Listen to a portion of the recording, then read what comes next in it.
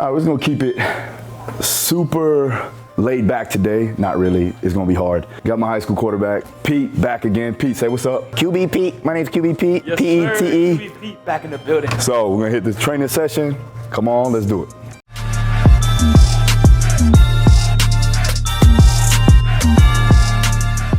I'm gonna go for 20 on a loose swing. I'll take a plate off and you do the loose swing too, all right?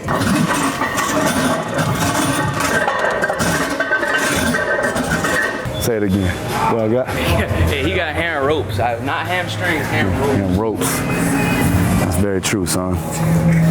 You can always tell a man how strong he is, not by the size of his bicep, not by the size of his chest, size of his back, his ass, and his hamstrings. Just remember that. If I look at this dude. Hey, 100%. If I'm looking at an athlete, I'm gonna say, you got a little something on him. Don't fucking judge me. Good, let it swing, let it swing. Let it swing. Right, as you come up, you're pulling with your lats. So as I pull with my lats, my back raises, but my feet raise too. Keep your legs together and keep them straight. Stop moving your head. Right there, keep your head there. Yeah. So the reverse hyper has multi-functional facets. So basically, the first thing that we're doing today from a warm-up perspective is we're getting traction, right? And we're increasing the blood flow of the spinal erectors, the glutes, the hamstrings, in that nature to get us ready for the work ahead. When we go back into it again, we're gonna do it for auxiliary or an accessory exercise. That's gonna be a little bit tighter, and we're gonna be working through the glutes more than anything with a true glute emphasis on producing force from the posterior chain and also maintaining stability there. So again, if you wanna go basic with it, the basic traction device, it also helps with strengthening up the low back, the upper back if you use it correctly, all the way down the posterior chain. So you pull the inside through the handle, right? Let it create like this little loop here, yeah, perfect. Now, just go ahead and you're gonna step on the inside of the band here. Get about a little bit wider than shoulder width to get good tension. I'm gonna bring that kettlebell through my leg and then I'm gonna thrust the hips through. You want that kettlebell to get up to about nose to chin level. We got 6 reps, we got 4 sets. All right, so we're here. Watch me first, locked in, pull it through, punch.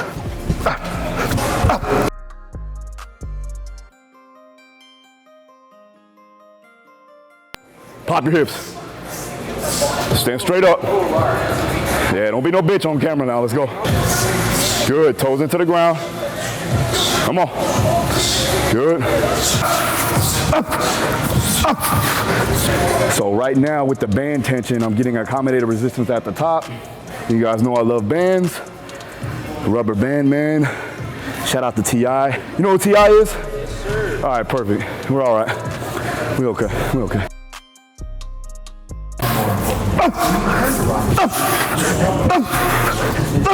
So now we're gonna be moving on to the belt squat.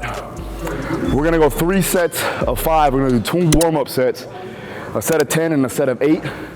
Then we'll go 3 sets of 5 repetitions. The last set, however, needs to be a maximal 5 reps. So we're gonna go an RPE 10. I'll drop that down twice. So we'll do 1 drop set for 10%, another drop of 10%. We'll do both of those with an AMRAP fashion. Drive up, spread. Good, come on. Get it, get it, get it. Up, get up, good. What we're trying to do here is establish lateral force displacement. So I want him to actually act like he's spreading the floor apart on that platform. Again, we don't have a barbell on his back, so he's limiting spinal compression.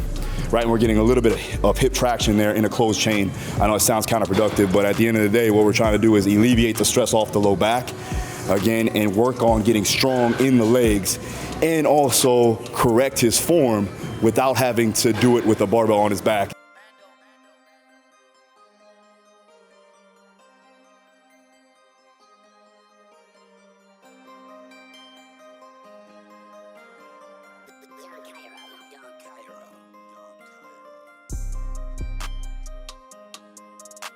You got 3 plates on each side, that's 6 plates total. And then we got 100 pound of band tension, or 200 pound of band tension. If you had both bands up at the top, and about 50 pounds of band tension at the bottom. We got up to his working max, right? It was a plate and a quarter plus band tension. So I stripped off 10%, and now he went for an AMRAP, got around 7 or 8, which is really good. So that's what we were looking for. Now we're gonna go ahead and strip it 10 more %, and then he's gonna do another AMRAP. All right, I'd rather fall out and go ahead and not feel too good than miss out on a couple extra reps, because I know that's what's gonna get me better in the long run. My mind won't let me quit. It's too easy to quit. It's the stuff that you pull out in the basement that makes you what's great.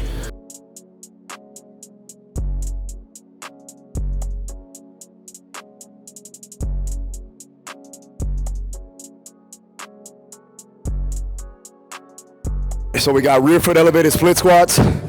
I'm going with a contralateral hold on the kettlebell, working on core stability, working on unilateral strength.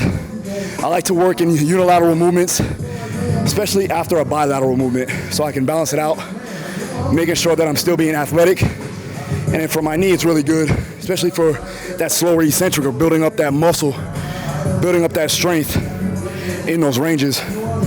Pete here, we gotta work on creating torque and also maintaining position with that foot placement.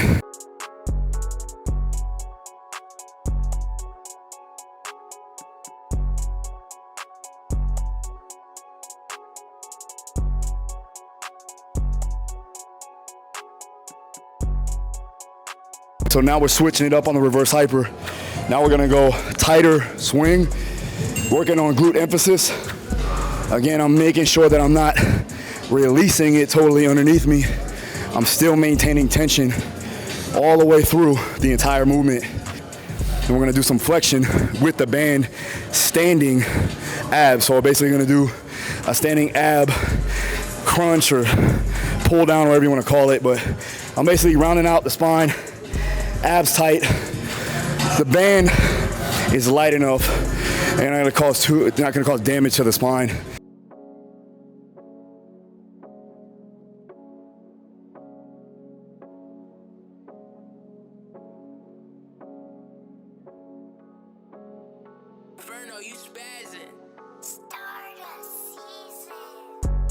He had his 15 minutes already. TMZ picked him up, did an interview. Look at it, ain't nothing. Tell him what you did, man. Nah, it was just nothing crazy. We was, me and AB was just working out. Who was AB? Antonio Brown, former receiver for the Pittsburgh Steelers. They might be thinking like Adrian Broner. Or something. I got fight fans on here. So. Nah, Antonio Brown. We were getting some good work in. Got some good clips of it. DP, throw some clips of AB on the video. Yeah, drop the clips.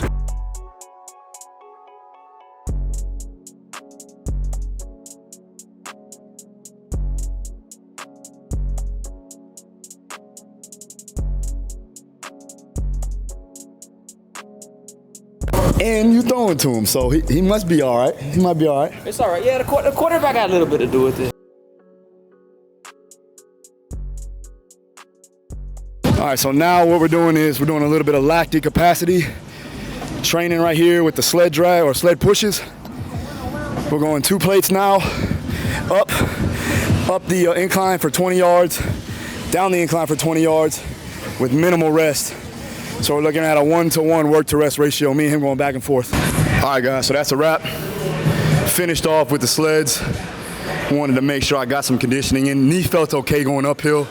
Downhill, obviously a little sketchy. I might not do that again, but at the end of the day, we got the work in. Really, really impressed by this young kid. Make sure you check him out, honestly. I know I fuck with him, but he's gonna be a force to be reckoned with. He does everything right? Goes to school, 4.0, 5.0 GPA, all right?